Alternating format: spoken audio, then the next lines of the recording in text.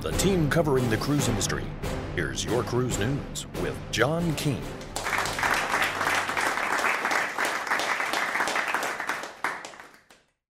Hello, I'm John Keane, and welcome to Cruise News.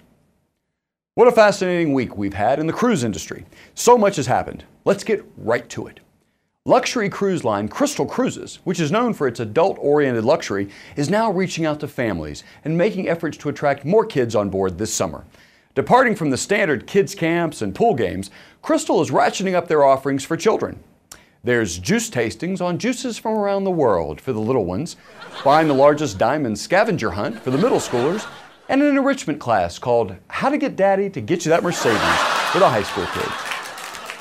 A recent sailing of Royal Caribbean's Oasis of the Seas has gotten the ship into the Guinness Book of World Records by being the first cruise ship to sail with over 6,000 passengers on board. Not to be outdone, rival Carnival Cruise Line set a record on a recent sailing of the most number of tattoos on a cruise ship. Continuing with the biggest theme, Norwegian Cruise Lines has just announced that their new ship, the Norwegian Epic, will have the largest spa at sea. Over 31,000 square feet of spa. In addition to standard spa services, massages, facials and such, they'll also debut a 768-person jacuzzi. Ugh. In a more palatable story, Disney Cruise Line debuts Remy, an exquisite top-deck restaurant with incredible ocean views, its first ever premier dining option with French-inspired gourmet cuisine by two award-winning chefs on the brand new Disney Dream. Of course, with the French theme and chefs, Americans aren't invited to eat here. Just kidding. Maybe. Cruise weddings have increased 60% in the last decade, according to the Cruise Lines International Association, which represents major North American cruise lines and associated travel agencies.